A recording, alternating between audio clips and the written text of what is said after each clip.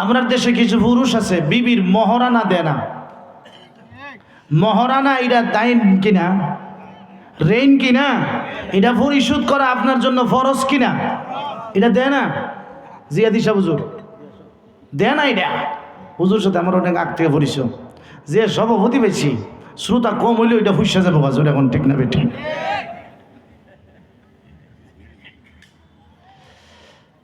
দেয় না।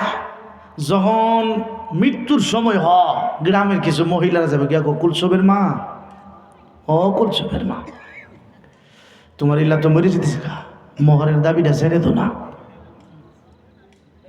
মহিলা তাইনের ক্ষেত আছে, টেয়া পয়সা আছে, আবার দিয়ে যেতে পারছি না, মনে মনে দিল না।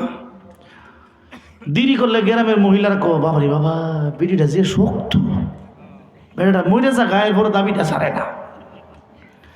এখন মানুষের সাফে লুক সরমে লাস্টে যাও যাও, দাবিটা ছাড়ছেনি।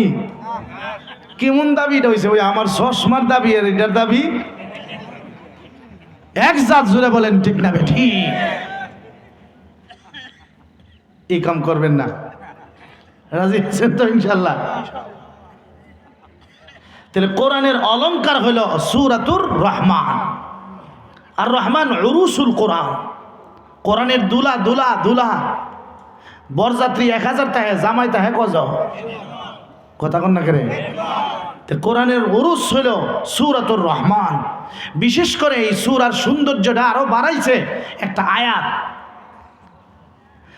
فَبِأَيِّ آلَاءِ رَبِّكُمَا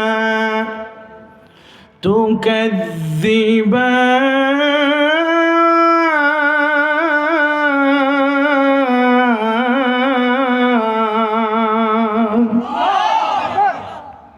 এই আয়াতটা আরো সৌন্দর্য বাড়াই দিছে। একটা আয়াত আল্লাহ সূরাতুর রহমানের ভিতরে 31 বার উল্লেখ করেছে, সুবহানাল্লাহ। এই সূরাটা আল্লাহ কেন নাজিল করলেন? সূরাতুর রহমান আল্লাহ যখন আয়াত নাজিল করলেন, কুলিদুল্লাহ আবিদুর রহমান, তোমরা আল্লাহ বলে ডাকো অথবা রহমান বলে ডাকো। আবু জাহেল সহ মক্কার কাফেররা লিডার রাখো, আল্লাহরও তো চিনলাম, রহমান কেডা? নাউজুবিল্লাহ, জোরে কন। রহমান রে চিনে না, বুঝেন না কথাটা? দেশের নিমক হারামরা শ্বশুর শাশুড়িরে চিনে, মা বাপরে চিনে না। কথা কোন করে আসেনি না? নাই, শালি রে চিনছে বালা, বোন রে চিনে না। আল্লাহ রে চিনে কিন্তু রহমান রে চিনে না। আল্লাহ সূরাতুর রহমান নাজিল করে জানাইয়া দিলেন, রহমান রে চিনো না, আর রহমান পয়রা দেখো রহমান তোমাদেরকে কত কিছু দান করেছে। আর-রহমানু আল্লামাল কুরআন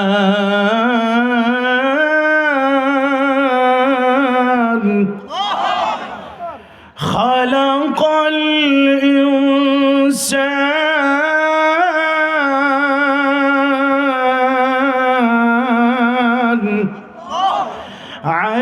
আল্লামাহুল বায়ান।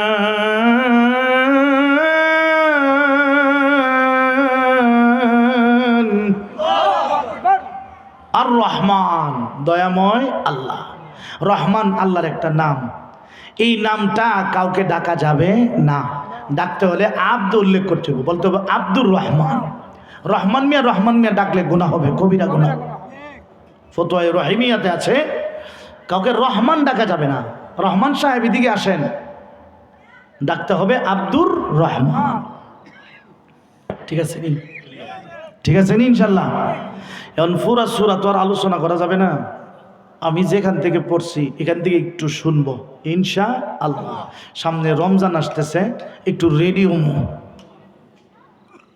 ডাইলে বড়া খাইবার লেগে না সিঙ্গারা খাইবার লেগে? রোজা রাখবার জন্য ইনশাআল্লাহ। একদম মনোযোগের সাথে বসবেন। আমি তো আর লাঠিতে বাইরে বই থাকতাম না, খুশি তাহলে কাছে মিশা বলে তোর লাঠিতে বাড়ি মারবো। উড়ুস করে আমার দরবার স্বাধীন দরবার, আসলেও মারহাবা, গেলেও মারহাবা ইনশাআল্লাহ। একদম মনোযোগ দিয়ে শুনবো কিছু কথা, রাজি আছি তো ইনশাআল্লাহ? আমি যে আয়াতে কারিমা তেলাওয়াত করছি, ওয়ালিমান খাফা মাকামা রাব্বিহি জান্নাতান, যেই ব্যক্তি, আল্লাহ বলেন যে আমার সামনে দাঁড়াইতে হবে এই ভয় যে অন্তরে রাখবে, আমি তাকে এমন একটা জান্নাত দিব যেই জান্নাতের ভিতরে 2টা বাগান থাকবে। আমরার অন্তরে এই ভয় আসেনি? আল্লাহর সামনে আমাদের সকলকে একদিন দাঁড়াইতে হবে কি হবে না?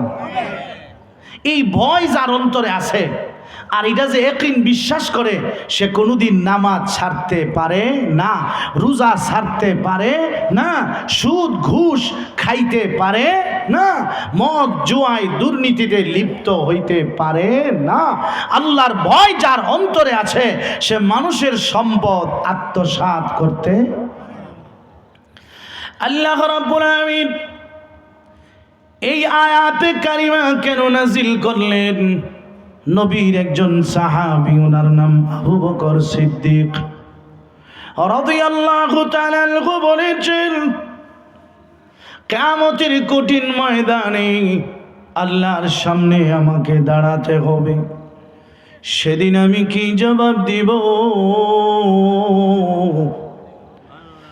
এই ভয়ে উনি বললেন, হায় হায়, আমার যদি জন্ম না হইতো ভালো হইতো,